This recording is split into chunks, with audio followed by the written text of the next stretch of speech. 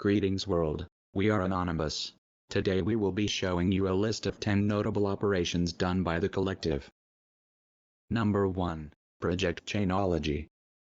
Anonymous gained worldwide press for Project Chainology, the protest against the Church of Scientology. On January 14, 2008, a video produced by the church featuring an interview with Tom Cruise was leaked to the internet and uploaded to YouTube. The Church of Scientology issued a copyright violation claim against YouTube requesting the removal of the video. In response to this, Anonymous formulated Project Chainology, calling the action by the Church of Scientology a form of internet censorship. Members of Project Chainology organized a series of denial-of-service attacks against Scientology websites, prank calls, and black faxes to Scientology centers. On January 21, 2008, individuals claiming to speak for Anonymous announced their goals and intentions via a video posted to YouTube entitled Message to Scientology, and a press release declaring a war on Scientology, against both the Church of Scientology and the Religious Technology Center. In the press release, the group states that the attacks against the Church of Scientology will continue in order to protect the right to freedom of speech and end what they believe to be the financial exploitation of church members. Number 2. Operation Payback. On April 2, 2011, Anonymous launched an attack on the media giant Sony, named Sony, as a part of Operation Payback. Anonymous claims the attack a success after they took down the PlayStation Network and other related PlayStation websites. Anonymous actions also included personal harassment of employees and their families. The PlayStation Network subsequently has had lengthy outages, although Anonymous claims that this is not due to any officially sanctioned action on their part, but may be due to subgroups of Anonymous. Sony Corp came to Anonymous' attention after it took legal action against George Hotz, aka GeoHot, the coder behind a popular tool that allows homebrew software to run on the PlayStation 3. Sony also took legal action against Alexander Igorinkov, aka Graph_Chocolo, for his efforts to restore Linux to the PS3. The reason why Hotz and Igorinkov did that follows on from Sony's decision to remove the system's other OS feature, which enabled the use of Linux. While the pair has earned respect for their research and technical skills, they had also gained the attention of Sony's legal team. With the lawsuit against Hotz, this attracted the attention of Anonymous. They claimed that Sony was breaching the free speech border, and this was the reason for their actions. Number 3. Attack on HB Gary Federal. On the weekend of February 5 and 6, 2011, Aaron Barr, the chief executive of the security firm HB Gary Federal, announced that his firm had successfully infiltrated the Anonymous group, and although he would not hand over details to the police, he would reveal his findings at a later conference in San Francisco. In retaliation for Aaron Barr's claims, members of the group Anonymous hacked the website of HB Gary Federal and replaced the welcome page with a message stating that Anonymous should not be messed with, and that the hacking of the website was necessary to defend itself, using a variety of techniques, including social engineering and SQL injection. Anonymous also went on to take control of the company's email, dumping 68,000 emails from the system, erasing files, and taking down their phone system. The leaked emails revealed the reports and company presentations of other companies in computer security such as Endgame Systems, who promise high-quality offensive software, advertising subscriptions of $2,500,000 per year for access to zero-day exploits. Among the documents exposed was a PowerPoint presentation entitled The WikiLeaks Threat, put together by HB Gary Federal along with 2 other data intelligence firms for Bank of America in December. Within the report, these firms created a list of important contributors to WikiLeaks. They further developed a strategic plan of attack against the site. As Tech Herald explains, the plan included pressing a journalist in order to disrupt his support of the organization, cyber attacks, disinformation, and other potential proactive tactics. The report specifically claims that Glenn Greenwald's support was key to WikiLeaks' ongoing survival. Number 4. Operation Ouroboros. On February 16, 2011, the group supposedly wrote an open letter to the Westboro Baptist Church, stating, "Cease and desist your protest campaign in the year 2011. Close your public websites. Should you ignore this warning, The propaganda and detestable doctrine that you promote will be eradicated. The damage incurred will be irreversible, and neither your institution nor your congregation will ever be able to fully recover. On February 19, 2011, the church responded, telling Anonymous to bring it on, and calling them, among other things, a puddle of pimple-faced nerds. Anonymous subsequently denied the authenticity of the threat, suggesting that someone from outside Anonymous had made the posting.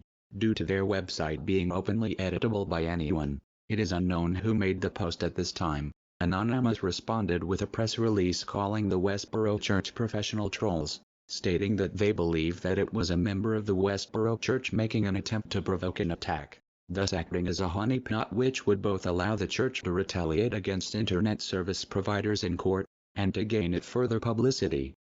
Number 5. Operation Darknet. In October 2011, the collective campaigned against child pornography protected by anonymous hosting techniques. They temporarily DDoSed 40 child porn sites, published the usernames of over 1,500 people frequenting one of those websites, and invited the U.S. Federal Bureau of Investigation and Interpol to follow up. Eventually Anonymous got in contact with people at the Mozilla Foundation, developers of Firefox, for them to authorize a developer signer certificate for the honeypot, a tar botnet Anon created to funnel all originating traffic to our forensic logger. On October 26, 2011, the certification was passed of the modified tar button the honeypot, which was used to track users accessing the Hard Candy and Lolita City, Tar Hidden Onion sites.